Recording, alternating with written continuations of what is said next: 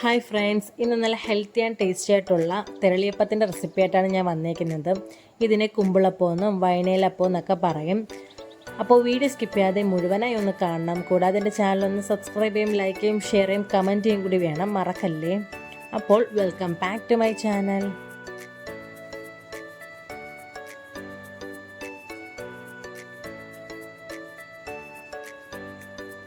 ഇതിനെ ഞാനിവിടെ എടുത്തേക്കുന്നത് 10 പാളയംകോടൻ പഴമാണ്. ഇതൊരു മിക്സി ജാറിലേക്ക് ഇട്ട് കൊടുക്കാം.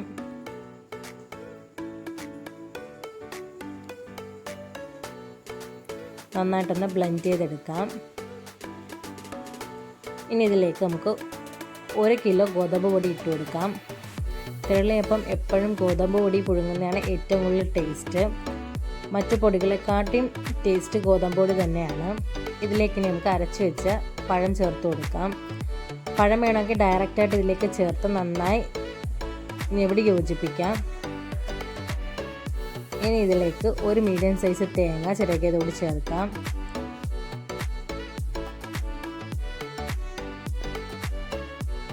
ഇനി ഇതിലേക്ക് 7-8 ഏലക്ക നന്നായി ചതച്ചതും കൂടി ചേർക്കാം. 1 ടീസ്പൂൺ ഉപ്പും കൂടി ചേർക്കാം. ഇനി ഇതിലേക്ക് മധുരത്തിന് ആവശ്യമായ ശർക്കര പാനി നല്ല ചൂടോടുകൂടി തന്നെ ഒഴിച്ചെടുക്കാം. ചൂടോടുകൂടിയുള്ള ശർക്കര പാനിയിലാണ് ഈ മാവ് നന്നായി മിക്സ് ചെയ്തെടുക്കേണ്ടത്. 1 സ്പൂൺ കൊണ്ട് നന്നായി നമുക്ക് മിക്സ് ചെയ്യാം. ശർക്കര പാനിക്ക് ചൂടുള്ളത് കൊണ്ട് കൈകൊണ്ട് മിക്സ് ചെയ്യാൻ ശ്രമിക്കരുത്, കൈ പൊള്ളും. സ്പൂൺ കൊണ്ടൊന്ന് മിക്സ് ചെയ്ത് വരുമ്പോഴേക്കും ജസ്റ്റ് ഒന്ന് തണുത്ത് കിട്ടും. അപ്പോഴേക്കും നമുക്ക് കൈകൊണ്ട് നന്നായി ഒന്ന് കുഴച്ചെടുക്കാം.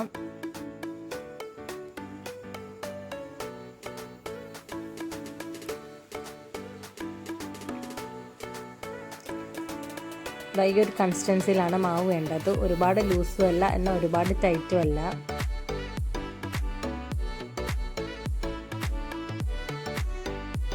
ഇതാണ് വയനയില. തിരളി പുഴുങ്ങാനായിട്ട് ഉപയോഗിക്കുന്ന ഇലയാണിത്. തിരളിക്ക് നല്ലൊരു ടേസ്റ്റും മണവും നൽകുന്നത് ഈ ഒരു ഇലയാണ്. തിരളി പുഴുങ്ങുന്നത് മാക്സിമം ഈ ഇലയിൽ തന്നെ വേണം. ഇനി ചെറിയ ഉരുള നമുക്ക് എടുക്കാം. ഈ മാവിൽ നിന്ന് ജസ്റ്റ് ഒന്ന് പ്രസ് ചെയ്ത് ഇലയുടെ ഒരു അറ്റത്ത് വെച്ച് കൊടുക്കാം. ഇതൊരു സൈഡിൽ നിന്ന് ഫോൾഡ് ചെയ്ത് കൊടുക്കാം.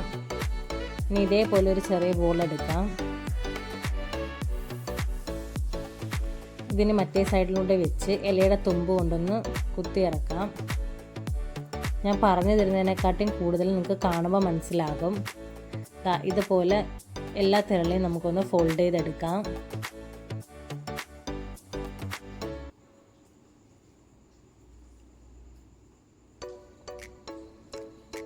ഈ ഒരു ക്വാണ്ടിറ്റിയിൽ എനിക്ക് 30ഓളം തിരളിയാണ് കിട്ടിയിരിക്കുന്നത്. നിങ്ങൾക്ക് ഇത്രയും വേണ്ടെങ്കിൽ എല്ലാ അളവിൻ്റെയും നേർ പകുതി എടുത്താൽ മതിയാകും.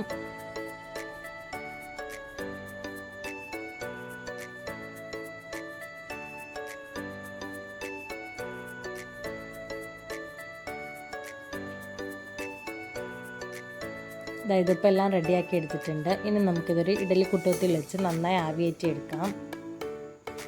ഇഡലി കുട്ടകത്തിൽ ഓരോ നമുക്ക് വെച്ച് കൊടുക്കാം.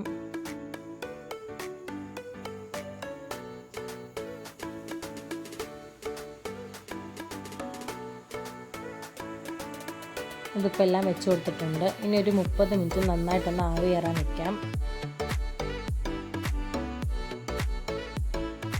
നല്ല ഹെൽത്തി ആൻഡ് ടേസ്റ്റി ആയിട്ടുള്ള തിരളി ഇവിടെ റെഡി ആയിട്ടുണ്ട്. റെസിപ്പി ഇഷ്ടപ്പെട്ടാൽ തീർച്ചയായും എല്ലാവരും ഒന്ന് ട്രൈ ചെയ്ത് നോക്കണം. നിങ്ങളുടെ വിലയേറിയ ഫീഡ്ബാക്ക് എനിക്ക് കമൻറ്റായിട്ട് അയക്കണം. കൂടാതെ എൻ്റെ ചാനലൊന്ന് സബ്സ്ക്രൈബ് ചെയ്യും, ലൈക്ക് ചെയ്യും, ഷെയർ ചെയ്യും, കമൻറ്റ് ചെയ്യും ചെയ്യണം, മറന്നു പോകല്ലേ. അപ്പോൾ അടുത്തൊരു വീഡിയോ ആയിട്ട് വരുന്നത് വരെ ടാറ്റാ ബൈ.